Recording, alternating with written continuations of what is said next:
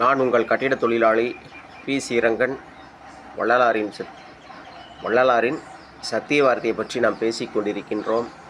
நம்முடைய தெய்வம் அருட்பெருஞ்சோதி தெய்வம். நம்முடைய தெய்வமானது காலையிலே சூரியனுக்குள்ளே நடுவாக இருந்து ஒளியை வீசிக்கொண்டிருக்கின்றது.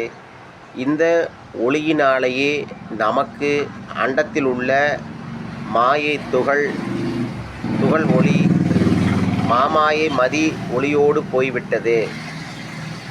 இந்த காலையிலே நம் சூரியனுக்குள்ளே நடுவாக இருந்து வீசக்கூடிய நம் இறைவனுடைய அருள் ஒளியால், இந்த பொன்னொளியால் இந்த இருள் எல்லாம் விலகிவிட்டது. இந்த இருள் விலகியதால் நாம் எல்லா இடங்களுக்கும் செல்கின்றோம். நாம் எல்லா தெய்வங்களையும் பார்க்கின்றோம். உலகத்தில் உள்ள அனைத்து தெய்வங்களையும் இந்த ஒளி வெளிச்சத்தின் மூலமாக நாம் சென்று பார்க்கின்றோம். இந்த ஒளி வெளிச்சம் இல்லை என்றால் நீங்கள் எந்த தெய்வத்தையும் பார்க்க முடியாது.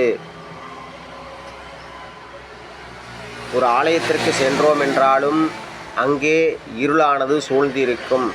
அங்கே ஒரு ஒளி தீபத்தை ஏற்றும் பொழுதுதான் அங்கிருந்த இருள் விலகி அங்கே இருக்கக்கூடிய கல்லினால் ஆன தெய்வமும் உங்களுக்கு கண்ணுக்கு தெரியும்.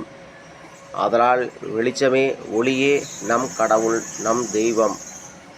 அருட்பெரும் ஜோதியே நம்முடைய தெய்வம். சிவபுண்ணிய பேறு என்ற ஒரு தலைப்பிலே புரிசெய்வான் உலகில் பூவுலகெல்லாம் புண்ணிய உலகமாய் பொழிந்தே கரிசெல்லாம் தவிர்ந்து களிப்பெல்லாம் அடைந்து கருத்தோடு வாழவும் கருத்தில் துரிசெல்லாம் தவிர்க்கும் சுத்த சன்மார்க்கம் துலங்கவும் திருவருட்ஜோதி பரிசெல்லாம் பெற்றேன், எனக்கு இது போதும் பண்ணிய தவம் பலித்ததுவே என்று வள்ளல் பெருமான் கவிதை புனைந்துள்ளார்.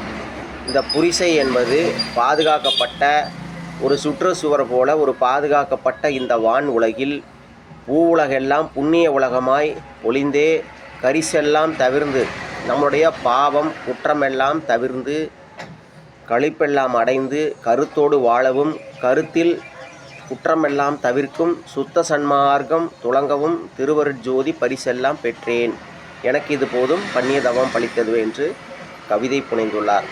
அதாவது ஒரு மனிதன் கருத்தோடு வாழணும் அப்படின்னா துரிசு குற்றமெல்லாம் தவிர்க்கணும். எந்த ஒரு மனிதன் பாவங்களிலிருந்து விலகி குற்றமெல்லாம் தவிர்ந்து நல்ல ஒழுக்கத்துடன் வாழ்கின்றானோ அவனே சுத்த சன்மார்க்கி. சத்துவ குணம் இதையெல்லாம் தெரிந்து கொள்ளுங்கள். சத்துவ குணத்தில் வாழ்கின்றவனே கருத்தோடு வாழ முடியும். அதனால் சுத்த சன்மார்க்கம் என்பது சத்துவ நெறியே. வள்ளல் மலரடியை போற்றி நம் இறைவனுடைய பெருமையை பேசுவோம்.